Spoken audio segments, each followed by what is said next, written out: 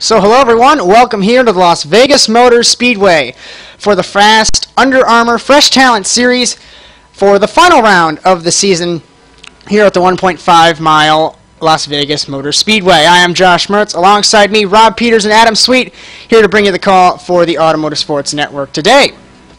As this is the final race of the season, as I just mentioned that, I believe Nathan Curtis has locked up the championship. I believe, Adam, you, as a regular in the Fast Series, would know more about the points battle.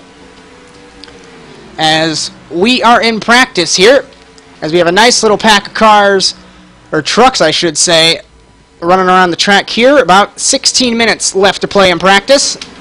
And fastest so far in the session is Daniel Wilson in the 15 truck.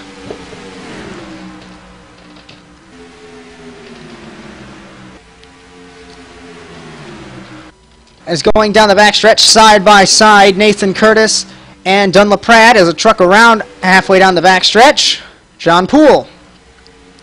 As it doesn't seem like our satellites were able to connect to get most of the paint schemes, as I don't know what the issue was, but we'll try to figure it out here during the drivers' meeting.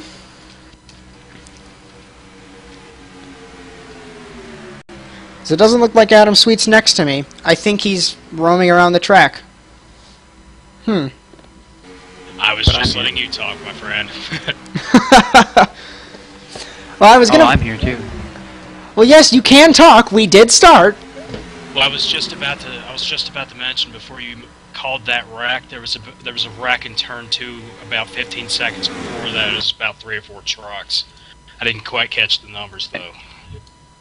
There were about 3 or 4 trucks. I was watching. Oh, Wilson's around. LaPrade just went around and hit the wall into turn 3. As my feed apparently was on replay, so I was calling the wrong wreck.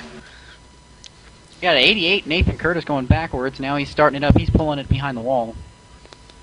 As I believe he's the champion if all goes right in this race, although I don't know the points.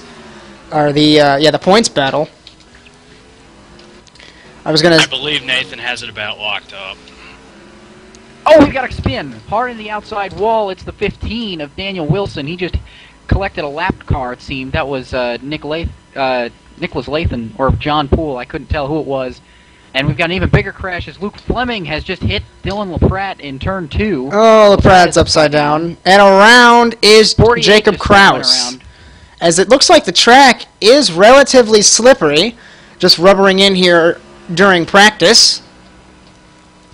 As Nick Dawson in I think these guys truck 25. Working on their setups really to figure out what they're trying to get out of the car and to try and figure out what the best setup is to use, what the best tire pressures are to use. That's what practice is all about. They're trying to get, they're trying to just test things, and sometimes things don't work out. Trust me, I've been there. I know. A lot of things don't work out when you want them to, and you end up hitting the wall in practice, and then that can just kind of ruin your momentum for the rest of the day. I'd love to. That was a brilliant speech about car setup, but I hate to say this, but I think this series is fixed setup. So I'll be honest with you though. It does not matter if you're driving a dune buggy or a go-kart around this place, or even an F1 car. It's slick no matter what you're driving. I mean, that's just the nature of this track. You know, high speeds, high bank. It's just crazy out there. It's got a couple of grooves that you can use if you want. We've got another crash on the backstretch. The 31 of Fleming. Upside down is Dale Lee. Upside down is Dale Lee. Rolls back over onto his tires. Looks like he's going to get the car or the truck towed back. I'm going to make so many mistakes calling these things cars today. Gets the truck towed back. Pretty wide going into 3 here. You know, Wilson just got around the 77. Alex Gordon in the 77, your winner from Iowa. I really like how these guys are trying to get every last second, every last tenth. They're pushing so hard for a tenth here just to be as fast as they can. I mean, and that bottom apron there that they can use on the front stretch is always a really good tool to just push that extra tenth. And you never know if these guys can hit out good lap times while they're going around here in practice. It could pay big dividends for when they get into the qualifying. As qualifying, a couple of the trucks are getting single truck runs, but we have this little three-car group, Nick Dawson, Daniel Wilson, and Alex Gordon as they nearly wreck, as I believe Dawson's on Revolution Motorsports for this race. Or for this series, I should say, as Sean Whitehill is too, I believe, although I have no idea. That's good to admit, right? You have no idea. Oh! Round goes to 15. As Before Daniel went around, I was about to mention, I believe Sean is. I don't think Nick is. I think he drives for his own team. I'm not sure, though. whoa, massive crash! Hard! Very hard hit for Nick Dawson, as a lot of these drivers are going to have to roll out the backup trucks. Sean just we've even got melees in pit road now, even. Bouncing off the wall, heading to pit lane, Jacob Kraus. As keep in mind, this is the Fresh Talent series, so I don't want the viewers' experience of this series to be tainted. The other series are much better. We saw at Iowa with 7 cars.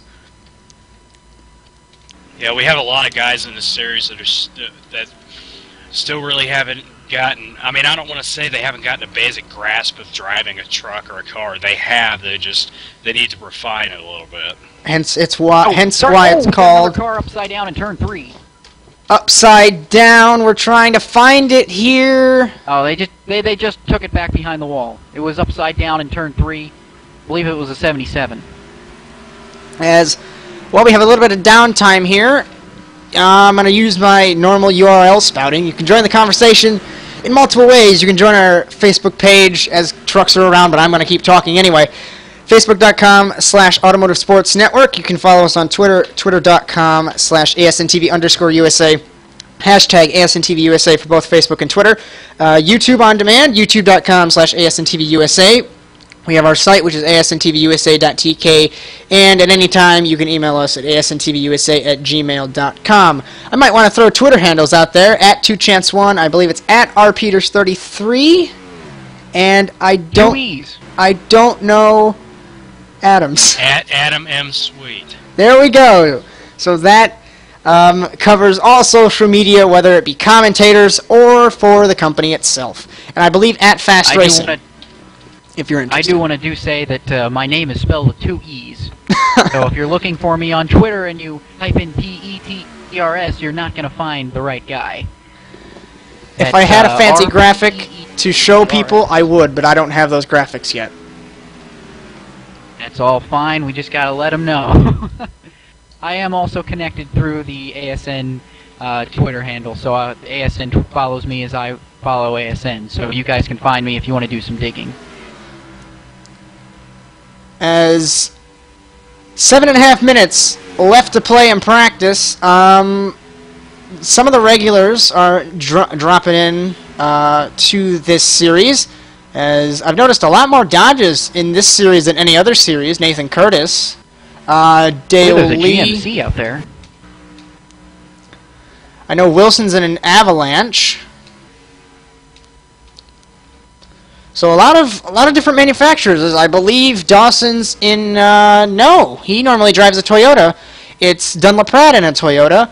So we do have 4 manufacturers, 5 nameplates with the Silverado and the Avalanche. So good manufacturer diversity in this field tonight. It's a good battle with John Poole and Alex Gordon going into turn 1. On the outside, Gordon. On the inside, Poole. As I do want to apologize, first and foremost, that we don't have many of the paint schemes, as the main tool to get all the paint schemes went down today, as someone didn't pay the bill. So we will have it at the beginning of next season. So do not worry, you will not see rainbow-colored cars or trucks on a broadcast at least next season. Might be fixed for tomorrow's race, which is the Super Speedway race. I don't know the track, though. That's really professional. But we'll find out and let you know. Yes. I don't have the notes in front of me. I just have a monitor. That's and a fine. window. That's all I got going off, too. I have a monitor and a window. All got going. That's all we need to do a quality job, huh? Yeah. We're sitting here on top of the grandstands. We can see trucks. We don't need paint schemes. Anyway, 6 minutes left thereabouts. I haven't been around fast for about half a week. Adam, could you give like a sentence summary of the season in this series so far? If you could.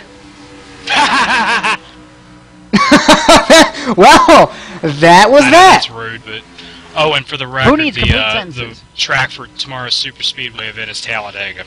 So we will be in Talladega, Alabama for the race tomorrow.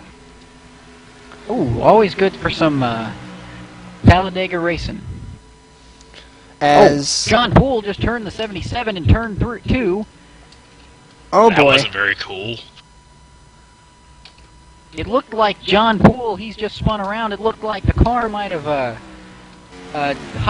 slid up the hill just a little bit. Like we've said a lot of times, this track, as Adam has said already, this track has a lot of is very slippery. It has a lot of grooves. It has about roughly 3 grooves that you can get up, and if you can get good rubber up on the top groove, you can really make something work. And oh my goodness, John Poole just backed into someone else. That looked like the 48 of Jacob Cruz. He's doing it again on pit road. Oh boy.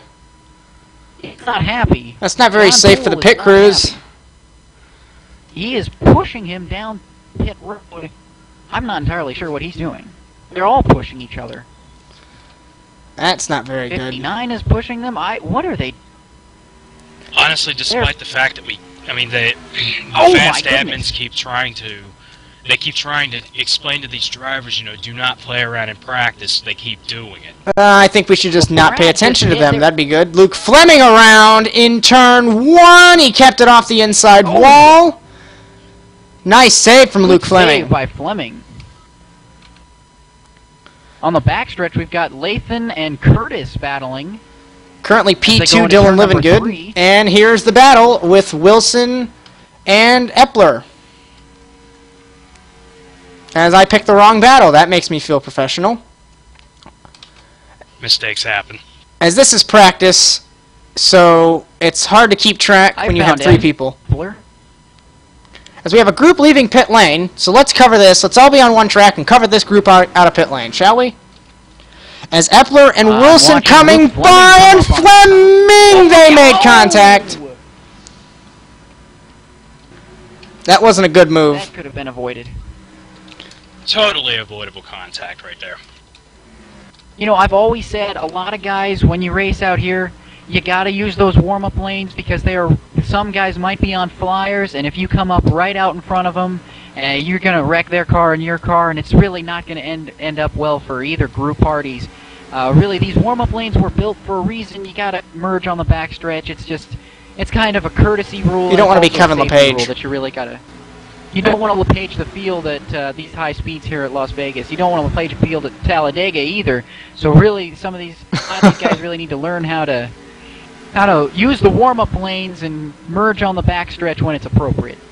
And that's actually what you're supposed to do at Las Vegas. I mean, it's enforced in the race. It's not really enforced in practice, but you are supposed to merge at a turn 2.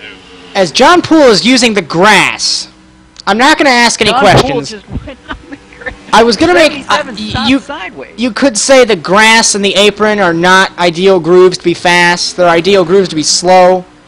But, I don't What's know. your name is Dale Earnhardt. To the I don't inside recommend goes using grass. Poole, 3 wide into turn 3. In the middle is Sean Whitehill. I guarantee you I'm going to confuse him for Randall Coleman. Because normally, is that 4 wide? Oh, boy, that's not going to end very well. 15's in the grass. As this is Look at practice and it's still exciting. Contact with Poole and Wilson! And that ended that. And that is why you cannot do that in practice or in the race. Well, it's better to do it in Las practice. Vegas- right, obviously, but 3 wide, 4 wide does not work on this track. I could say something about competent drivers, but I won't.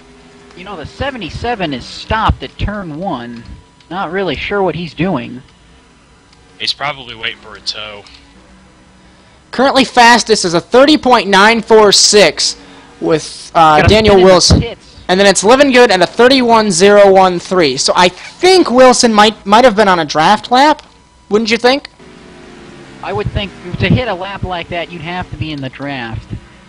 I know a lot of the times, and especially in Las Vegas, when you're running these trucks, the draft is your best friend, a good set of tires is your best friend, and that bottom groove is your best friend. Those are the three things that will help you get around this track in the fastest way possible, help you get yourself up through the field. I know when I used to drive here a couple of times, a couple of years ago, and a couple other leagues, I mean, when you come here, you got to use that draft, you got to use that bottom line, really stay low at all costs, and really just keep your nose out of trouble. Because Las Vegas is a place where guys can come on the outside. If you're protecting that bottom lane, there's nothing stopping those guys on the outside from just shooting by you, because there are 3 grooves at this racetrack, and everyone will not hesitate to use every single one of them. They'll even make their own if they have to.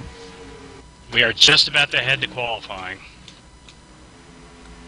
So judging off the warm-up times, I'm going to pick Living Good for pole. What about you guys? Looks like Living Good has a really good looking set, but I think that quite possibly we could see, I don't know, we could see maybe Luke Fleming getting up there. He's really close to Living Good in time. Of course, Daniel Wilson being the fastest at a 39.46. Who knows? Maybe that's he could have had a draft. He could know his way around here. You don't count him out. I honestly have my money on Living Good or Pool. I'm still going to take Fleming on that pole. I'm going to see how he does. I'm thinking Living Good. Our ASN colleague, you could say, racing here today. He wants to end up in that victory lane at the end of this race.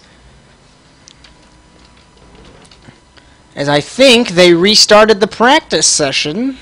I believe they did. They probably want to give the drivers a little bit more experience from all the accidents that just happened. Getting word that in practice. We're waiting for one driver to get through tech inspection, and he's not getting through tech inspection, so we are waiting. I don't know which driver.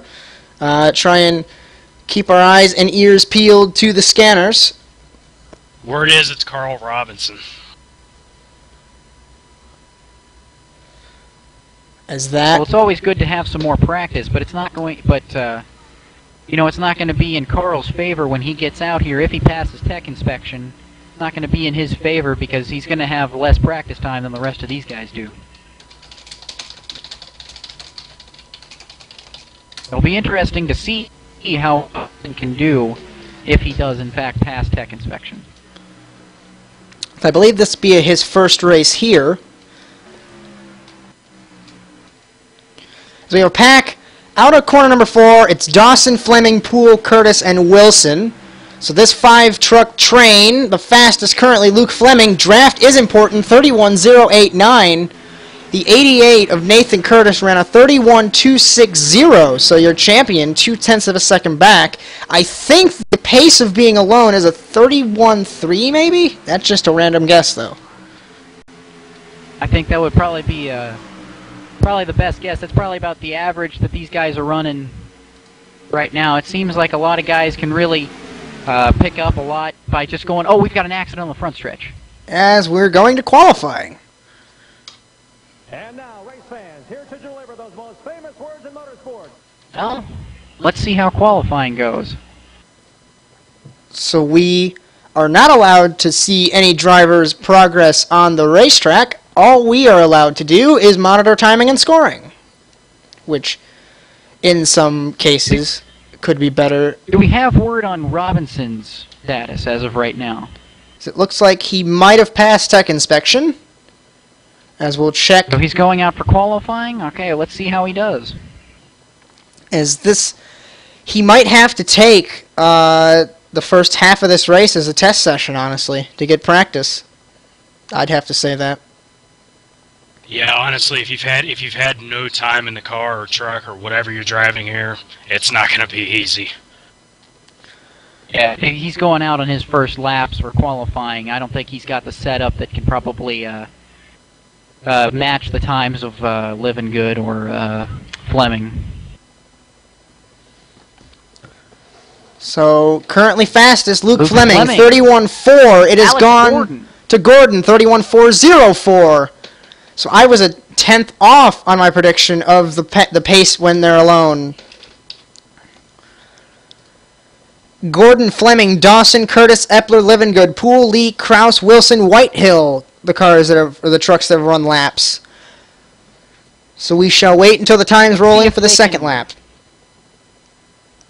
Yeah, I think they might be able to pick up a lot on the second lap, because once you get that car Fleming, really up this loop, 325, Curtis, 287, Gordon, 323. Curtis now to the top of the board. Wilson has run an identical time to Nathan Curtis. There's a tie! Oh Robinson my goodness. finally clocked in a time at a 31.8. As for your first lap, I think that's a pretty decent lap. That is. That's really only about 6 seconds off the pace. So I mean, 6 seconds. Sorry, I had to laugh there, Rob. 6/10.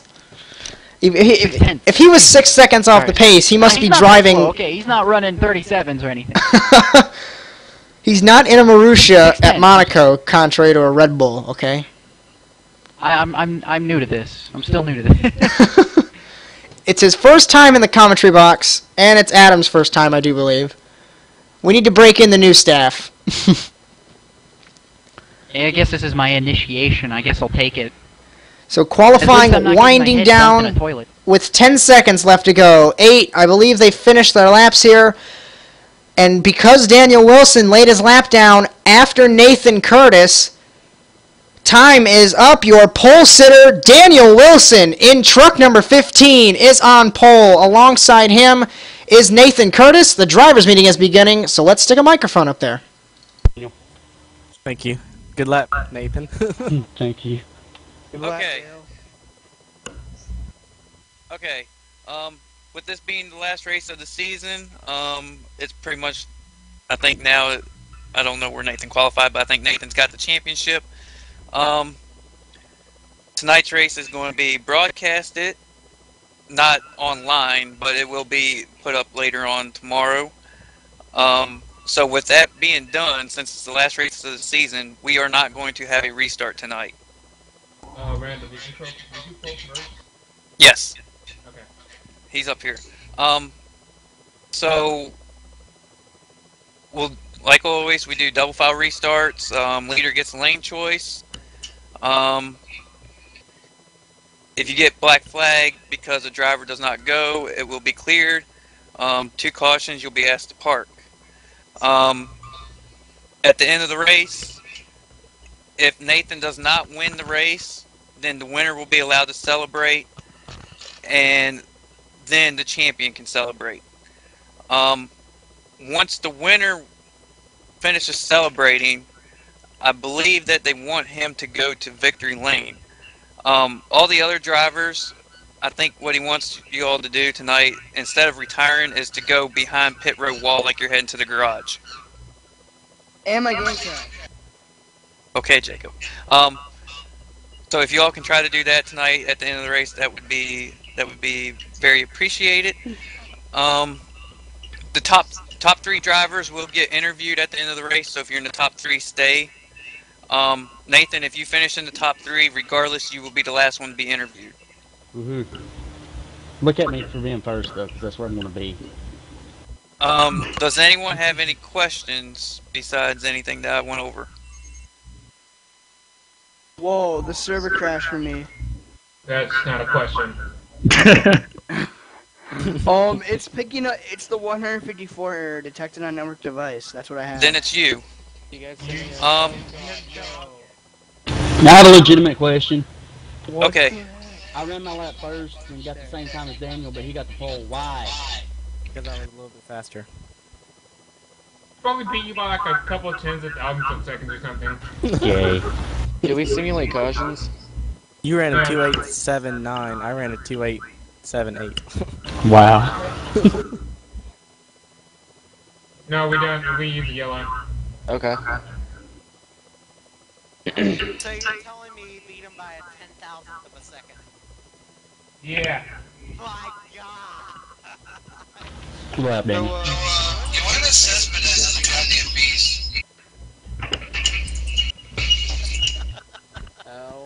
Can we get This is your warning. Everybody's going to be unmuted and have talk power. If it continues, you will be muted again. I was sitting here talking and you all weren't listening.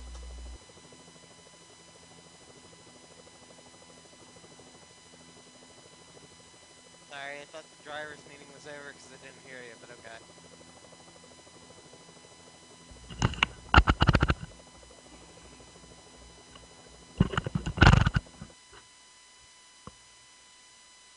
So again, consider that the warning next time, and I've warned someone, you will be muted the race. Thank you. I'm gonna mute my mic on my headset, so that way I'm not talking that much. Understood what the hell was going on. Okay, so that is the end of the drivers' meeting. As you see, it's pretty laid back here, as the drivers got the information from Randall Coleman. As we are waiting now, I believe, for the end of the drivers' meeting session, and the drivers will be allowed to go on track for the warm-up, a 5-minute session here to get ready for the race. So this looks like, as we have the entire field pretty much leaving the pit lane now, this looks like it's going to be a really, really good race. I think what we did earlier, as my memory is very, very bad, we had picks for pole. Picks for race win. I took Fleming. Josh, what do you think? I gotta go off of you first. I'm trying not to be biased for my ASN colleague, but Living Good is really fast. But the pole sitter did tie with second place. I mean, I don't know. I don't know. Nathan's the champion. He ran a fast lap, but Living Good has been good. So could be a crapshoot. Who knows? Honestly, I think that's probably what this race is going to be. It's a giant crapshoot. I mean, they're all within drafting distance, and we have a wreck on the backstretch. Oh wow! So it looks like Jacob Krause around. Krause around, single car spin, nothing to worry about. As if they're going to race like this all race long, this could be good. Real good. It seems like everyone likes to use the apron on the front stretch, and I really think that could be dangerous when we get into the race, because if we've seen anything in the past, we've seen this in the... Oh, we've got a spin on the backstretch.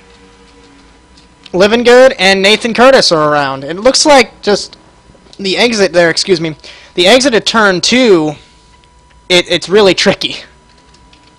It kind of goes back to the point I made earlier about there being no grip out there. It's especially bad out of turn 2. I mean, you're basically transitioning from banking to nothing. I mean, I guess you could call it that. I mean, I'm sorry, I'm kind of stumbling over my words there. I'm just trying to find out what I want to say. It does make sense. I mean, there's so much banking in the corners, especially after they redid the track. There's so much banking in the corners, and then it's suddenly flat, and it's just like, where's the banking to hold my car? And then you hit the wall. You know, I think these guys, they're trying to find as much grip out there as possible. You know, and so they go around searching for grip, and they're trying to figure out, okay, if I come off the corner this high to the wall, I think I'm going to be able to keep it mashed and keep the speed down the back, whereas if I start to come off the track and want to go the shorter route and take the bottom line, will I be able to hold it? I mean, it's all grip dependent, and there's a lot of grip out there, but we're going to have to see, because it really looks like, I'm talking a lot about grip, but it really does look like a lot of these guys are trying to find as much grip as they possibly can by running down on the apron, by running up towards the top side, trying to just lay all that rubber down so that they can be able to mash the gas and really get it done and go and get it fast. As we see, LaPrade just set a 30.891, and Fleming just got a 30.947. So I really think the more and more these guys struggle to find grip, I think the more it is that we could see some pretty big wrecks,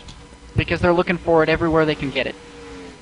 As Living Good is parked at the exit of the pit lane, as there's some interesting places to park on this track, I do have to say.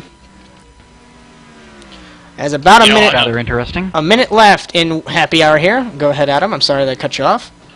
Oh, I was just about to say, if the way these trucks are set up, they really lull you into this false sense of security, like it's gonna stick, and then all of a sudden you just feel the whole rear end just come right around. I mean, I mean, and that's another thing these drivers in the Fresh Talent Series have to remember. And I mean, as a driver, it's helped me also. Is you have to learn you cannot stand on it when it starts to come out like that. Is that? I think a good lesson in this all would be to just ease on the throttle when you can. Don't force anything that you can't make. I mean, really, just kind of you just got to be smart out there when you're racing here at Vegas. I remember when I took some laps around here at Vegas a couple of years ago. I mean, really and truly, you have to use your head around here. You might think that your car is Superman, but you know, if you're not careful, you could end up just like I don't know, Lex Luthor after Superman gets a hold of him. Right, your truck's gonna end up on a wrecker.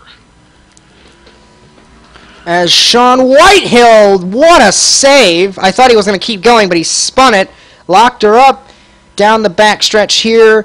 About 20 seconds until warm-up ends, and then they begin to grid here at Las Vegas. Glad you can join us here today on the Automotive Sports Network. Josh Mertz, Rob Peeters, Adam Sweet up here in the commentary box, having a little fun and getting ready to call the race today.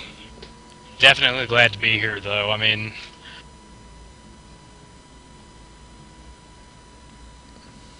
did you run out of words? yeah, pretty much. I'm just like, I mean, this is my first time ever really commentating anything. I'm still trying to get used to it myself. As we were supposed to have you in the commentary box for VIR for Prototype and GT Challenge, but that broadcast never happened, and that's another note. We are taking a break from the iRacing side of things until Season 3 begins, as I believe Week 13, it's Week 12 next week, then Week 13 the following week. And with Proto GT, the race we cover, going away, we're going to take a little bit of time to decide on which race to cover for Prototype GT Challenge, and we might be getting a paid deal here soon. So cars are gridding up. We have the field gridding up here, as I do believe there might be a technical issue with the satellite, as I only see 6 trucks on the track. So there might be an issue here. Man, you're not the only one. A piece of junk. Time to invest in a new one. Is everyone giving each other, wishing each other good luck? There is more than 6 trucks, but a satellite issue is preventing us from seeing them all, apparently. So on pole is Daniel Wilson, and alongside him, the champion with an identical qualifying time, Nathan Curtis. I can only go through the first 3 rows because the satellite doesn't like me. I'm Staff Sergeant Proto with the soldiers of the 1st Cavalry Division. Gentlemen, start your engine! As there is the command with Alex Gordon in 3rd. 4th place is Luke Fleming. 5th place, Nick Dawson. 6th place, John Poole. In Eric Epler, Dylan Livingood, Dale Lee, Jacob Kraus, Sean Whitehill, Carl Robinson, and Dunlap Pratt. I believe that's the full grid here today. All right, I'm excited. So the field will round turns 3 and 4 here at Las Vegas. Safety truck pulls down. The field is in the hands of Daniel Wilson and your champion Nathan Curtis for a 67-lap race here at Las Vegas at 60 miles an hour. He picks up the gas. We are green at Las Vegas. So it looks like already 3 wide for a moment there at least, as Wilson pulls away, as Gordon sneaks into the 2nd place, coming off of corner number 2. Then it's Luke Fleming, 3 wide with Nathan Curtis, Nick Dawson, and Dylan Livingood in the middle, as Dawson and Curtis are side by side now. Great racing back here in turn 3 and 4. This is fantastic stuff. Look at Carl Robinson. He's pushed his way up through the field. I don't really like how aggressive half of these drivers are being right now, because it's only lap 2. I mean, we still have a really long way to go. I mean, not really a long way to go, but you get the gist. You could still use the saying. I mean, there's a long time, a lot of racing left to go. It's only lap 2. You don't want to act like you're trying to win the race. You know, something that's always helped me is, you know, if it's the first couple of laps, you're going to want to be a little bit more generous to these guys. You're going to want to give give a little bit more, and as the race starts to go on, you're gonna want to take. You start to feel out how your car is doing, and you're gonna say, you know what? I think spot can be mine. This spot can be mine. But right now, some of these guys should be saying, you know what? You go on ahead. I'll be fine. You just use patience and. Right now, but still, I mean, we got great racing side by side with Living Good and Gordon here in turn 3. As Gordon, your winner from Iowa in the Sports Stock Series race that we covered. As Dylan Living Good, he won an IRT race at Berlin last season. So they both have experience in victory lane. Nick Dawson in truck number 25. And Nathan Curtis, your champion in this series, according to Randall Coleman, as we have Fleming going for the lead. Wilson's trying to cross him over, though. Battle for the lead, as I missed it. Yes, I did. Out of corner number 4, side by side, Daniel Wilson and Luke Fleming. Fleming's on the outside. It's not a good run at the line. Timing and scoring, who gave it to him? It was Wilson's lead. Inches. That's what I was saying earlier on. Call around to Curtis! The champion is around! Oh my goodness. Owen Whitehill around out of 2. Along with Carl Robinson, Dale Lee got through it. Safety truck is out. Nathan's still going, but that truck is torn to pieces. It's smoking. I don't think he'll be able to continue the race. What a shame. And oh my goodness, what an absolute shame. So we're going to take a look at what just happened here. In turn number 1, we're going to play it at half speed here. And wow, Living Good just picked up the throttle middle of the corner and drove right into the back of the 88 truck. Oh, that that could have been tonight. That aggression level, we talked about it.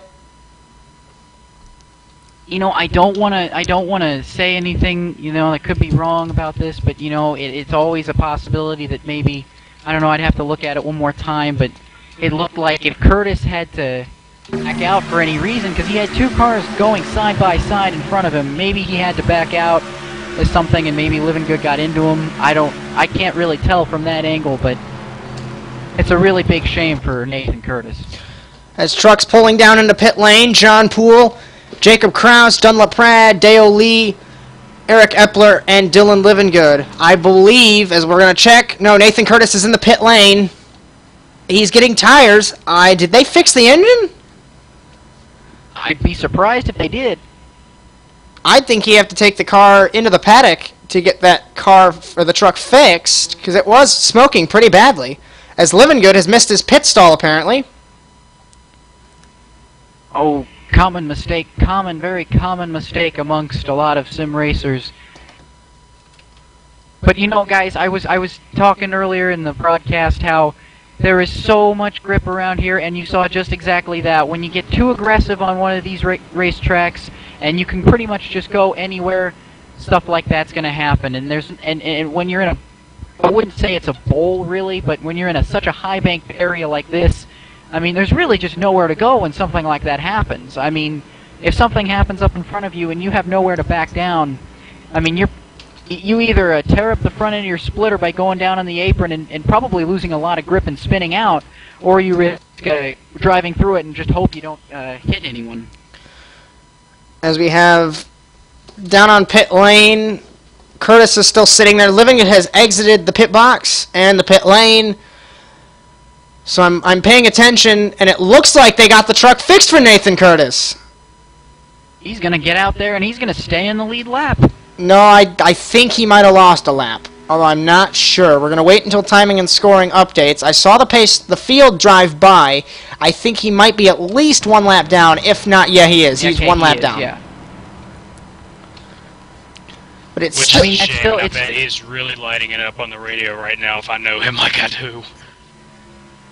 As Dylan Living Good is known to make a couple of over-aggressive moves early on in a race. And I can't comment further, otherwise it would be considered very unprofessional. But it looked like he got a run in the corner, but just picked up the throttle middle of the corner, although that's just my view, and he just drilled the back of the 88. Yeah, I agree with that. It could have been something, and you know, if he picked up the corner and he was that much faster, that kind of honestly leads me to start thinking that maybe Curtis had to back out of it just a little bit, because he did have cars running side by side in his out his windshield. So I mean, from what you saw, Josh, and from what I saw, I mean, it could be exactly that. It could be over-aggressive driving on Livingood's part, but you know, at the same time, it could have been just a problem created by this type of racing. As it seems like this might be a crazy statement to even say. It seems like they're kind of in a super speedway pack. You know, they pretty much are, and sometimes when you run these trucks, they have all. It's so easy to run these trucks. I know. I remember taking a couple of laps out. I've raced trucks at Darlington before. You can go full there. You know, and when you can go full throttle at a track like Darlington and only have to lift just a hair going into turn 3, I mean, it kind of says a lot about how these trucks are set up and the amount of downforce they have, and just how easy it is to be able to run. Really, you don't even have. I've not raced a truck here, but I wouldn't think that they're lifting all that much, if anything. So it probably is a super speedway pack almost. If I recall correctly about how they have the trucks set up for tonight's race, I think they do have to lift just a little bit, but I'm not 100% sure on that one, so don't quote me. Do they have the setups as a little bit looser than normal, or are they just right or tight per se? They just have the right amount of grip, honestly. As I saw Eric Epler topping off, Poole got 4 tires and fuel, and we are about to go back green with Daniel Wilson on point, Luke Fleming, Alex Gordon, Nick Dawson, Carl Robinson's in the 5th place, Dale Lee, Dunlap Pratt, Sean Whitehill, Jacob Kraus, Nathan Curtis, Dylan Livingood, Eric Epler, and John Poole. Curtis is off the lead lap, so the running order pretty much is correct. Pace truck is off. Wilson will lead us down to the green flag on lap 9 of 67 here at Las Vegas. 56 miles an hour, telemetry's climbing. We are back green. Who is that on the high side just flying around all those trucks? Might have been Poole. On the apron is Carl Robinson. He's pinching Fleming to the wall. Oh, no. Looks like we're okay. No, he's not. He's around. Inside wall, Carl Robinson. Oh, man, that was a hard lift that Robinson just took. I don't think it threw the caution. Safety truck lights are not on. Tough break for Carl Robinson. But we are still green. 5th place. Robinson in the 5th place. The car just stepped out. I mean, really and truly, I said you got a lot of grip, but you know, sometimes if you don't get the right corner entry. Around is Jacob Kraus out of corner number 2, keeping it low on the track, but that does throw the yellow flag. So we will be under caution again on lap number 11, and this will give us an opportunity. Robinson's around on the front stretch. As I don't know why he didn't pit. He could have been trying to. I didn't catch all of that, but he could have been trying to. Barely got past the line before they passed him, so he will stay on the lead lap. No, that is a great break for Luke Fleming, though. He can get some of that track position back that he lost in the altercation with Robinson. As I'm going to go back and take a look here at what happened on that restart. I saw it. I almost thought that Carl hit the apron. As we're going to find a shot from the helicopter here. Someone just turned the 24 around on coming into 3. Oh boy. We'll have the one tagged the 56 and turned the 20, and the 56 hit the 24. Oh boy. Oh, yeah. It's going down Robinson with Dylan did get Livingood. On the apron. So we're going to see what happened to the 86 here. He hit the apron in turn 2. It shot up the track. And then it got out from under him. He was saving it, and just Luke Fleming was there, and you can't fit 2 trucks in the space of 1, and he bounced off the wall, bounced off the 31, and was lucky not to collect anybody else as he slammed the inside wall.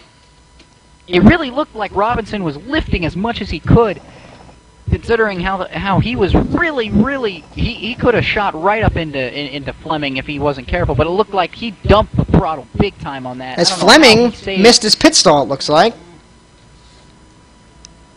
And that's a shame for him. He's got to probably come in and fix all that damage that just happened on the right side of that car.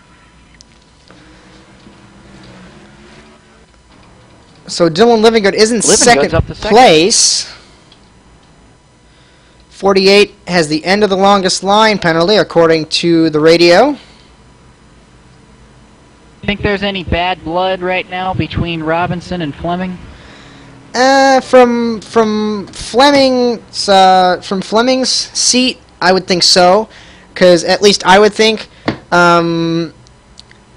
I saw, or from let me back up there, as I don't even know what I was saying. So from Fleming's seat, he's driving along, and then he sees a truck just slam into him on his left side, and he's pinching him against the wall, and he would think, what the heck's going on? From Carl Robinson's seat, he's trying all he can to keep the truck off of Luke Fleming. So I don't know. Knowing Luke Fleming, he might think it was just a racing incident on a restart, or he might be thinking over aggression. I have no idea. Trucks I really down think, pit lane. We're only on lap 14 of a 67 lap race, and we've already had 2 cautions in this race so far. These guys need to start calming down, using their heads, and really just getting into a single file race. The race cannot be won in the first half of the event. It can be lost pretty easily, and it's one of the most absolute oversaturated phrases in racing. But you really just have to calm down at a stage at a race like this. I mean, I've been in races where guys have taken the entire field out in the second lap, and there will only be 5 cars to duke it out, and 6 of those cars, and you might have had maybe 11 cars start the race, and 6 of those cars are just back markers because they got all this damage from an accident caused on lap 2 from over-aggression. And it's really something that these guys are going to have to look at and say, okay, how can we be more patient in these races? How can we reevaluate how we go about these races? It's good racing. It makes great stuff for the fans, but really and truly, it's not really the smartest style of racing. Dylan Livingood has found his way to the lead. We saw Carl Robinson exit the pit lane and spin the truck. The apron's really slippery here at any oval. So he spun the truck in truck number 86. I know I've done that plenty of times. I mean, that's not a matter of experience. This apron at Las Vegas just sucks, honestly. I mean, I hate to sound unprofessional saying that, but there's just really no other way to put it with the apron. It's not just Las Vegas. I mean, I know at Texas, I drive the heck out of Texas. I love that track. Every time I get on that track, I spin on the apron on the first lap, as lights are out on the safety truck. I really think these guys don't need to be using the apron in this race, because really, you're not going for a pole right now. You're going to try and keep your truck intact for the end of the race, so that when the time comes, you can't that apron. Don't use it up now and then not be able to use it later. Kind of let it sit a little bit, let it get a little bit of, let it rubber up just a little bit more, and then start using it as the race goes on. As your running order on lap 15, Dylan Livingood, John Poole, Daniel Wilson, Alex Gordon, Nick Dawson, Dale Lee, Luke Fleming, Sean Whitehill, Eric Epler, Dunlap Pratt, Nathan Curtis, Carl Robinson. I don't think there's any retirements. No, 48, Jacob Kraus camshaft has blown up on the 48. So we have 12 trucks here to duke it out for the rest of the race here. Coming to 41 laps to go, so plenty of time to do something here in the Fast Fresh Talent Series at Las Vegas. Safety truck is off. Livingood leads him down to the green flag. He looks like he's trying to jump the restart. We will see. Timing and scoring reads 58 miles an hour, and it is climbing. Green flag is back out. Great start from John Poole, as it looked like Livingood absolutely just stopped on that restart. Car around. Is now Poole. Safety car back out. It's Sean Whitehill, Dunlap Pratt, Nathan Curtis again. Oh my. What happened there? Man, Curtis has really just gotten the short end of the stick on these incidents tonight. So we're going to take a look at what just happened on the restart, and I think someone went when someone else didn't. So we're going to have a messed up feed here, but what we can show you, this is Dunlap Prad and Sean Whitehill, and contact ensued. I can't really analyze that because the feed was not 100% correct, and it looks like Nathan Curtis just tried to get by, and the hole closed up. It looked like Whitehill was lagging, and then that's what happened. Whitehill lagged a little, and then Curtis got in. No, and then LaPrade got into him because he didn't even realize he was there. So we're under caution once again here at Las Vegas. And if we had commercials, we'd be playing them, but we don't have any because I don't believe in them. I instead Who needs advertisements?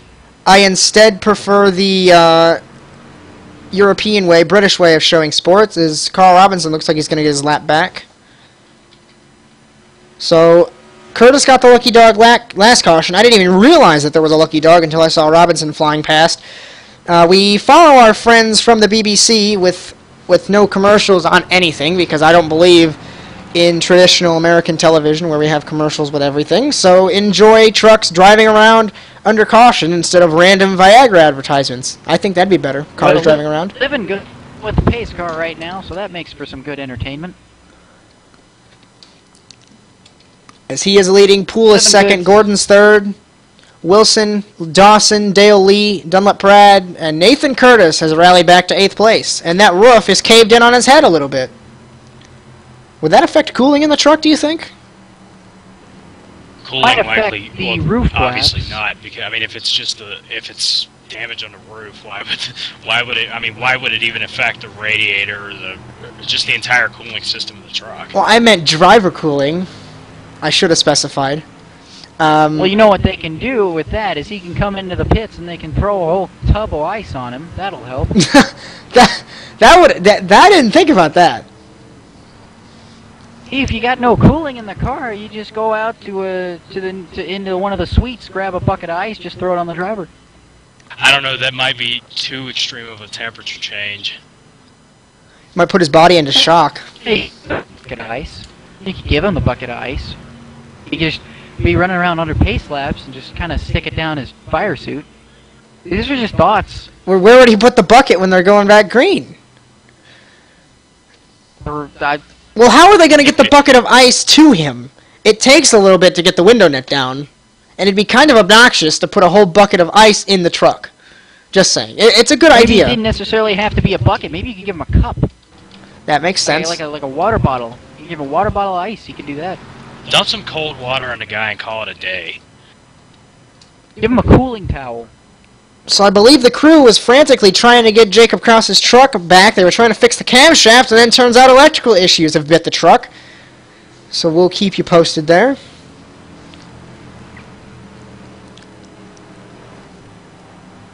You know, I'm waiting to see on this restart if that outside line on the restarts really likes to go. And I really think that John Poole might just factor in the restart order.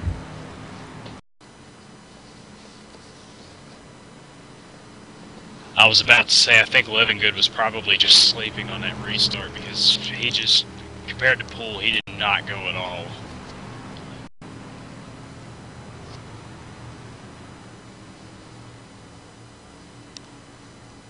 Lights are still on the safety truck, but they're coming down here, so we will see if they are or not, or are on or not, I should say. I was wondering, they might have added an extra lap of caution. No, we are going green this time.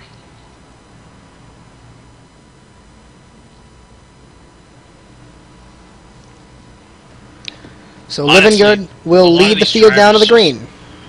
Sorry, Adam. A lot of these drivers really just need to start using their heads. I mean, they're getting way too wild out there. I believe Living Good is taking the high side on this restart. And that's probably the best idea, because if Living Good saw anything from what Poole did on the last restart, is that high line will just fly into turn 2, and it will give you a very good run coming onto the backstretch. Turn 2, what happened to turn 1? You get turn 1 going side by side, but by the time you get into the half of the turn that is turn 2, then you can really start to pull out and have the momentum on the outside when you get to the backstretch. Thank you for clarifying. So Living Good leads, and it's Poole, Gordon, Wilson, Dawson, Lee.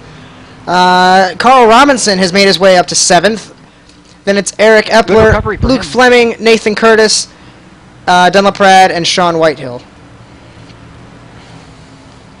So safety truck is off. Living Good will try the outside on this restart. So we're going to be back underway on lap 21 of 67, close to halfway here at Las Vegas, as we're creeping down to the line, and we're back green. As this time, he gets a horrible restart. Yeah, I mean, wow. Poole really realized what he was doing, and he shot. And on the apron is Dawson. He saved it, though. As out of corner number 2, down the backstretch. John Poole leads this field with Dylan Livingston at 2nd, and 3rd is Alex Gordon.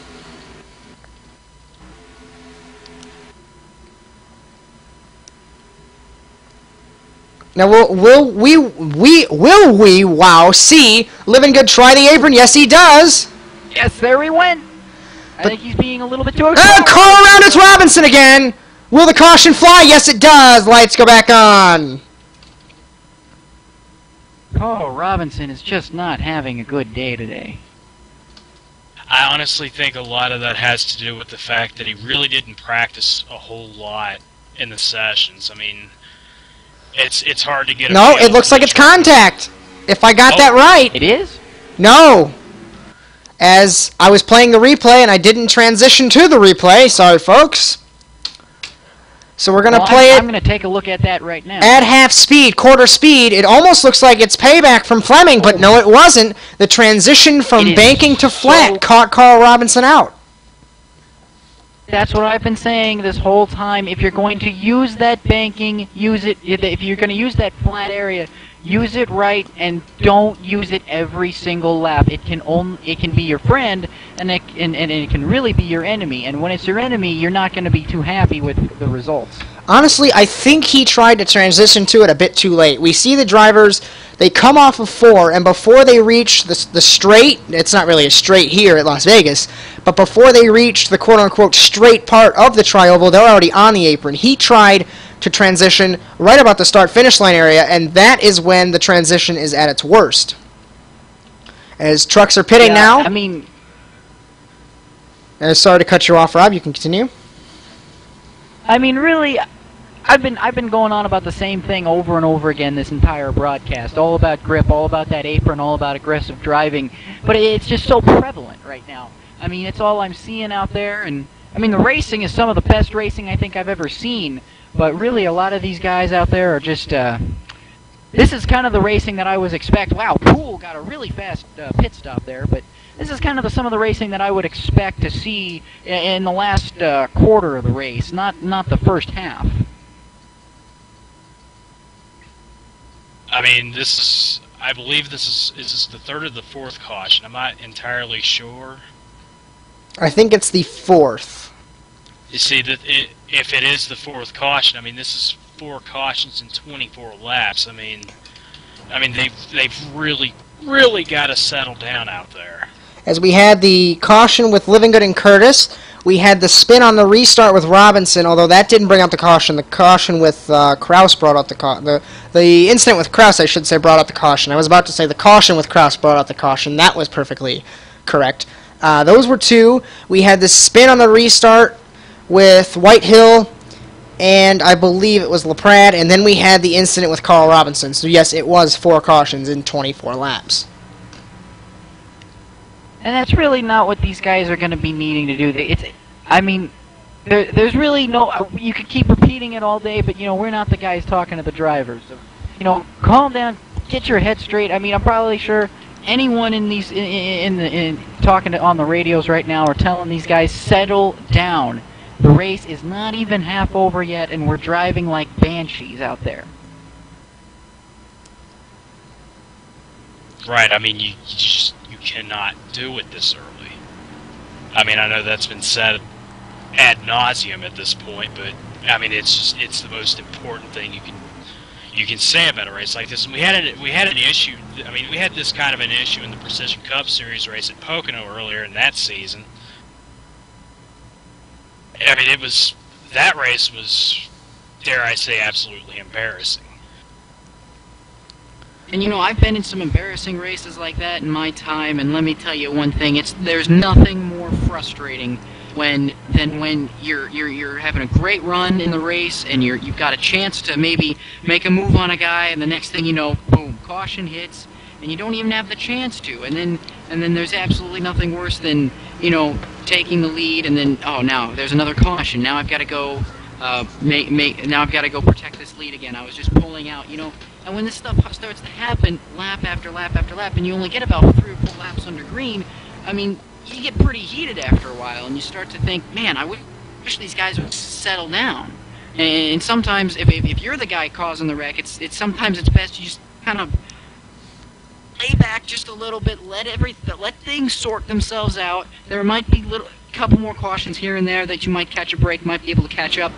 But really and truly, patience is a virtue, and that's something that I always strive for when I'm racing, is you gotta have patience. The race can't be won in the first lap of the first race. And really and truly, that's what I think these guys need to start to take into heart, because, I mean, there is absolutely nothing more frustrating than not being able to see what your car really can do when you're running most of the laps under caution. As the lights are out on the safety truck again, as Daniel Wilson is your leader, as it looks like Living Good pitted. Dale Lee as Nick Dawson with an issue. Okay. He's in third. Not sure what happened there. In fourth is Luke Fleming. Fifth is John Poole, according to timing and scoring. Sixth is Living Good. Epler seventh. Eighth is LaPrade. Ninth is Whitehill. 10th is Curtis. And 11th is Carl Robinson. And 12th is the 77 of Alex Gordon. So that's your field here. I believe this is coming. No, it's not. My math is awful. I thought I was about to say it's halfway, but it's not. It's lap 33 and a half, we could say, would be halfway. Let's just go with lap 33 to 34 will be halfway. So we're not even halfway, and we are going back green here for the Fast Fresh Talent Series at Las Vegas. Safety truck is off. Daniel Wilson is your leader once again, but on his outside, Dale Lee. 53 miles an hour. Timing and scoring. Telemetry is climbing. We are back green once again.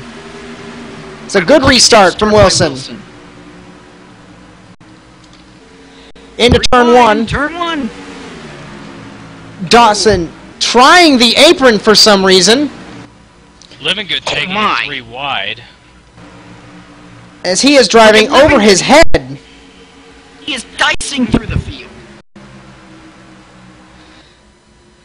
Through turns. I mean, I see that he's making it work, but honestly, I still don't like it, because that is the kind of racing that does get people. I mean, it gets them wrecked, and you especially don't want to wreck somebody on lap 28.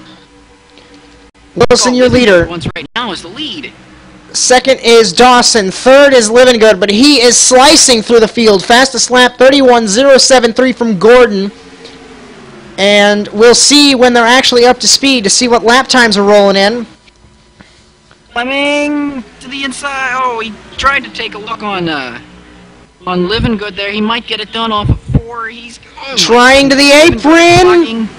Will he get a nose before corner entry? Let's see. No, he doesn't.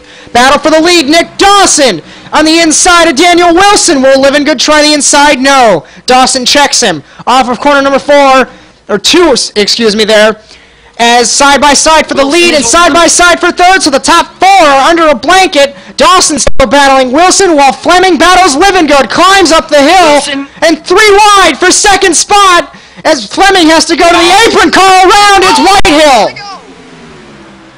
As the yellow flag has not been thrown yet, we're going to keep track. He's staying on the inside, so the caution has not been thrown yet. Word is yet. Well, he's going again. Oh my goodness. He is going again, so I don't think there will be a caution thrown. And look at Luke Fleming. Just a couple of laps ago, this guy was in the wall with Carl Robinson, and now he's backed up to challenge for the lead. As John Poole with Dylan Livingood battling for third spot, and there's Alex Gordon, winner from Iowa, in P5. As once you get through the early cautions, the race becomes incredibly exciting. As we are seeing here, Nick Dawson is your leader. Down the back straightaway, down the Nellis straightaway. Will Luke Fleming look on the inside? He peeked, but he didn't make a move. I bet you though, he is making Nick Dawson really, really nervous right now. Here comes Living Good. He's look at them, they're all on the apron. As that is, you have to break the draft. You made the comment, I think you made the comment earlier about the draft in these trucks. You have to break it. Oh yeah. And I was about to relate it to Indianapolis, where they're snaking down the back straightaway. There, you're snaking down the front straightaway, getting all the draft broken, so you can't have the second car, or truck in this case, catch up. Fastest lap's been reset by Dunlap Pratt, a 30.937. He's in the middle of the pack, so the draft is incredibly relevant. End of lap 32, starting the halfway lap. Nick Dawson is your leader, second Fleming, third Livingood. And I can tell you that Livingood is not happy with third place. He wants the trophy or the steering wheel. He was 1/100th away from his fastest lap. Here comes Gordon, though, on the inside, as Fleming is not giving up, but Fleming has to go because he's got Livingood on his bumper. He's going to try the outside, maybe. Livingood's going to poke his nose. That wasn't the best of ideas, but it didn't end in tears. Ending the halfway lap here, Nick Dawson, your leader. Beautiful green flag run we're having so far, but I probably just jinxed it. As Livingood battling with Fleming. Great move. Fleming is on the very, very outside. That is when you utilize the apron there, because Dawson he saw Livingood coming, he saw how hungry he is, he saw how he just went around Fleming after trying to chase him down for so many laps, and really and truly what Lathan did there was, what Dawson did was an absolutely textbook move. He goes right, he does it again, and he is going to actually gain time, or gain time on Livingood as they go through. Oh, he up a little bit. He might lose a little bit of time in there, but that is a good move. He breaks the draft while also utilizing the grip on the bottom, and since he's pulled it off correctly the last several times he's done it, I think he's found a good way to keep keep Livingood behind him. As we saw, Luke Fleming got passed by Gordon. Fleming blocking John Poole to the apron as we're looking for the helicopter camera, as that could have ended in tears. As Gordon backed up the corner, as this helicopter camera, I haven't used it at all, but it's really showing you as the bottom was open from Dawson. Battle for the lead down the backstretch. He left the bottom wide open. You can't do that. As side-by-side for third is Fleming and Gordon. Fleming has half a truck length. He's clear. I'm acting like a spotter for some reason. That's weird. But he gets third spot. Lap truck, its champion, Nathan Curtis. Whoa! Inside is Dawson! Nearly hitting the grass as they're nearly making contact into turn one. Incredible racing here. He's going up the hill. He has to back out of it. Gordon flying around the outside. And this is going to leave Livingood to drive into the distance. Nearly far wide. Oh my goodness, this is some of the best stuff I've ever seen! 3 wide around Las Vegas Motor Speedway, and they are not quitting! They know it's past halfway. They still think it's time to go. They're racing like it's the last lap. As Dawson nearly hitting the grass once again, he wants to get that lead back. He knows he made a mistake earlier on in the race, as Livingood trying to pull away him with Dawson and Gordon side by side. That's his favorite sight. He's saying, please stay side by side. I want you guys to stay side by side because I want to drive off into the distance down the Nellis straightaway into turn number 3. It looks like Dawson's overdriving the corner. That might be why the bottom was left open for Livingood a couple laps ago.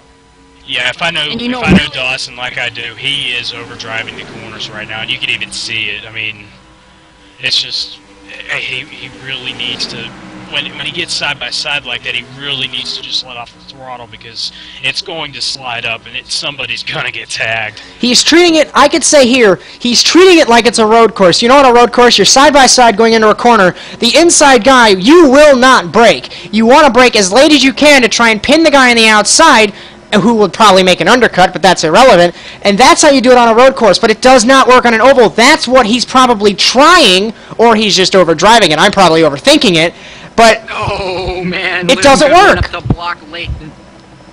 He went right up to block Dawson, and I think Dawson had to get out of it. And now here comes now Gordon jumps to the inside.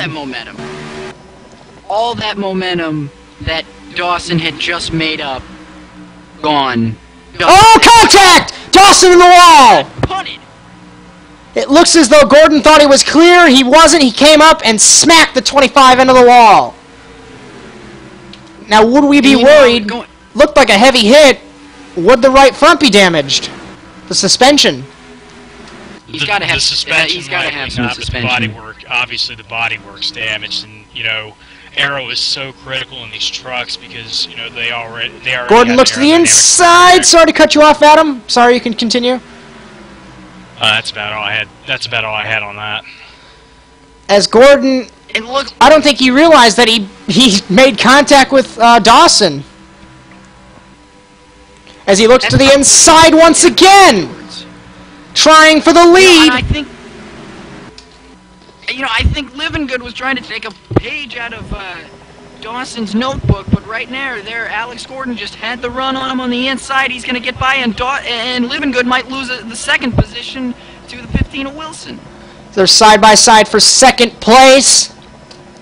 As Wilson has the run on the inside at the line, he gets it, nearly making contact from the helicopter camera. This is probably the best camera angle on this track, because we don't have the best of camera angles around the track. Eric Epler moves into the fourth position. Where did he come from? As he was floundering around in the back of the field earlier on. Up to fourth. Look, he's in the draft now, even of the 15, and that's where he's really going to move up, because if Livingood stays up on that top side and he stays right, and Epler stays right tucked in on the bumper of that 15, he is going to go straight to the front, maybe even challenge Gordon for the lead. That is Epler's style, though. He usually hangs back until it's time to go, then he goes. There's John Poole, the third, right behind him.